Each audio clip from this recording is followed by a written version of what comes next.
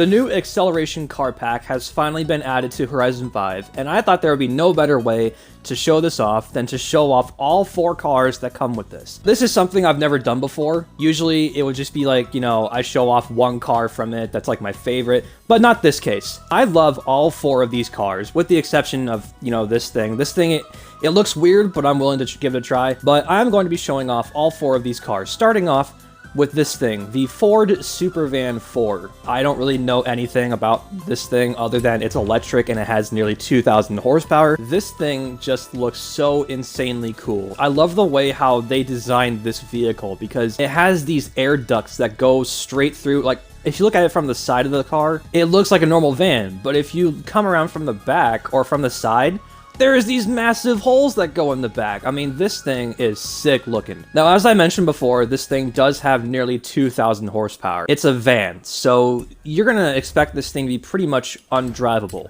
right? But not the case with this thing, because unlike the previous Supervan, this one is all-wheel drive, which means that you can actually control it. And unfortunately, there doesn't appear to be any engine swaps, but really, who needs that? The other cool feature about this car, or actually a van, really, it's a van, is that it has 2 driving modes. It has all-wheel drive mode, which I'll, you know, show off here, and then it has a drift mode, which I'll show off later. But right now, let's just see what this thing sounds like, because it is electric, and usually electric vehicles have a weird noise. Let's just see how this thing feels all-wheel drive. Oh, it has 2 gears. Oh, I didn't know that. Okay, so it's kind of like the Audi e-tron Quattro and the Rimac Concept 2. It has 2 gears. That's interesting. Don't get me wrong. This thing does look really cool, and it handles somewhat okay. But there's just something about this thing that I don't know what it is. It just doesn't really feel right. And I think that mostly comes with the fact that this thing has 2,000 horsepower. It weighs 2 metric tons, so it's not super light. So I gotta wonder if maybe if this thing is like, it has some weight reduction, then maybe it would be a lot faster. But actually, you know what? This is not a bad vehicle. This is really cool. This thing, it looks cool. It has a sick front end. Honestly, this might be one of my favorite vehicles in this game. This is really cool. So when you put this thing in drift mode, that means that the front wheels are deactivated and it becomes rear-wheel drive only. So let's see how this handles. Oh, okay. I can only think of 2 other cars in this game that have this sort of same function as the Supervan 4. There's the Rimac, there's the new Rimac Navara, and then there is the Ford Mach-E 1400. Both of them have functions where they are all-wheel drive, but they have a rear-wheel drive function, which means that they can actually drift. And just like I thought, this thing cannot drift. It just can't. There's just no way.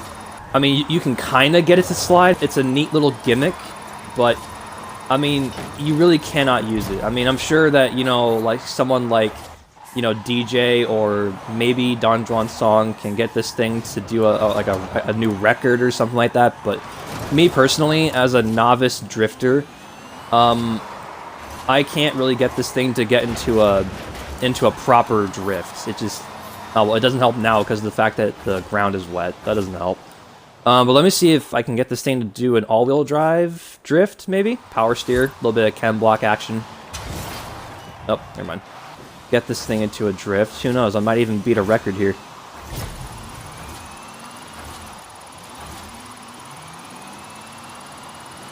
Yeah, see, in all-wheel drive, it's just superior. What was my record for that? Oh, it's 45,000. So I was 6,000 off of beating my record, so that's not bad. I haven't done a top speed test with this thing yet. Well, let's go and find out. This thing does weigh 2 metric tons, so don't expect a huge speed, but no, its top speed is 220. That is not bad. That's actually really cool. I'm gonna give this car a 8 out of 10.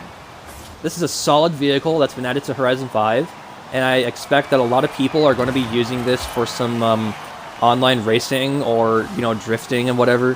So yeah, this is a solid car. let's move on to the next one. The next one that we are going to be taking a look at in this car pack is the Genetta G10RM. I don't know a whole lot about this thing. Gabe does. He was telling me something about how Genetta is like a racing team, or they do racing and stuff. This thing doesn't look all that bad. It kind of gives me old Jaguar E-Type vibes, but anyways, we're going to give this thing a go and see what this thing can do. This is a new thing that I'm going to be doing every time a new car pack comes out. I'm going to be showing off the engine swaps and all that just so you guys can know. And the only thing that this thing can be swapped with is a racing 7.2 liter V8 motor. Ooh, that doesn't sound bad at all, in my opinion.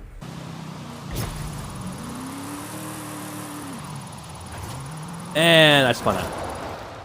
Yeah, when I said I'm a novice drifter, ignore that.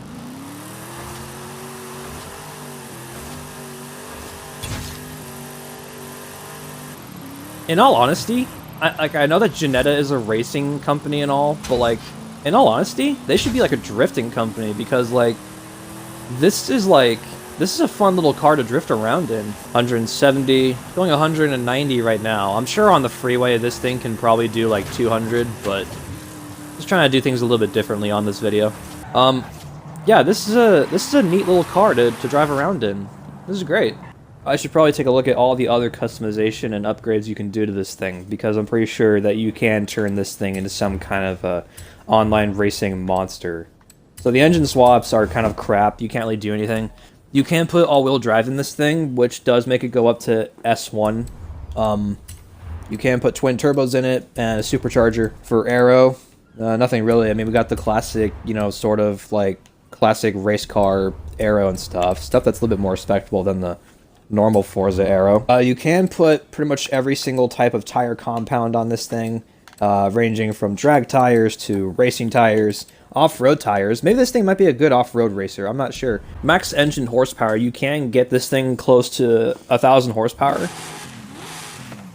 And that sounds mean, dude. Listen to that. I don't think I've ever heard anything quite sound like that. But anyways, let's move on to what is probably my second favorite car in this car pack, that being the McLaren Sabre. And in a lot of ways, this might be the most controversial car ever added into Horizon 5 and Motorsport 8. So, I don't know. So, I'm guessing that this thing has like the standard V8 from McLaren. Oh, hello. Whoa! That's a different noise.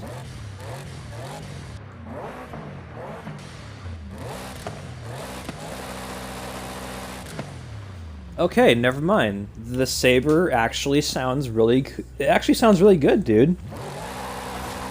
This car is one of the most confusing and striking looking cars to look at, honestly. This car is, I think this was basically designed off of the McLaren Senna platform. You can definitely see that this just looks like an updated McLaren Senna, especially at the front. But then when you look at the back, and I see a McLaren Speedtail rear end with just the wing and stuff. It's like all of the best McLarens that McLaren ever made, and then they just sort of combined it into one car. And although it's not probably the most impressive McLaren, it's definitely one of the coolest.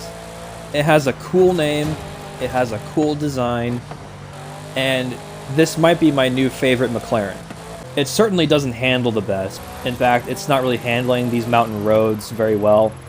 I don't know why. Maybe I gotta change my perspective here. Maybe if I can change my perspective, I might be able to get this thing going better.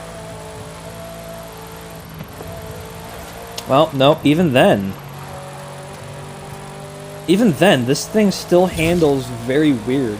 When I first saw this thing being added into Motorsport 8, I was like, oh cool, we're getting the Sabre. And I knew right then and there we were going to get this thing into Horizon 5 at some point or another.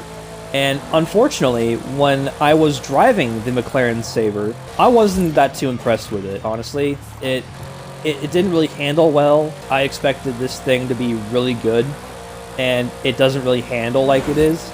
It can reach 200 miles an hour easily, but like, I mean, it doesn't really handle all that great in comparison to some of the other supercars and hypercars that we have added in this game. In fact, I think Lamborghini Huracan Performante handles better than this.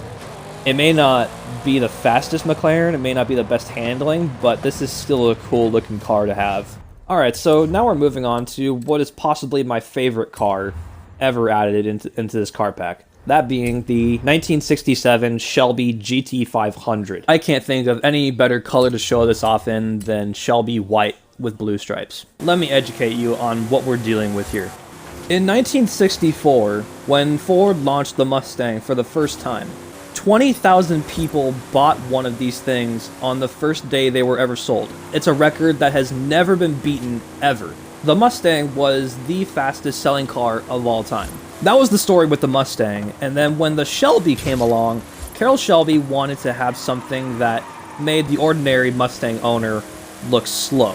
And that's where he came up with the GT350 and the GT500. You guys would expect this thing to be called the GT500 because it has 500 horsepower. It doesn't. It has 350 horsepower. And it is pretty much the same story with every single Shelby GT500 that's ever been made.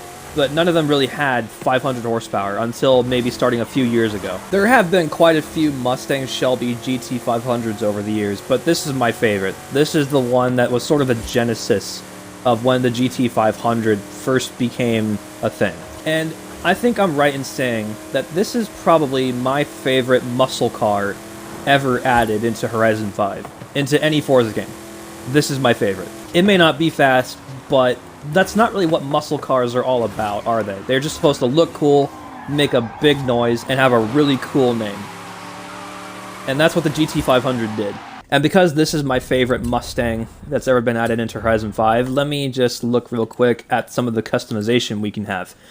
So, I forgot some of the specs that these came in, but the one that has the two front headlights right there is probably my favorite. Oh, you can't have it without the little thing right there. That's cool. See, that one right there, that just looks... It has a wide, humongous mouth, like it was used for sifting krill or something. And then this one, it kind of has like the two front headlights right there in the middle. Kind of looks like buck teeth or something like that, but I don't care, dude. It looks so cool. And then we got the stupid Forza arrow, which just makes it look like a Mustang boss, kind of.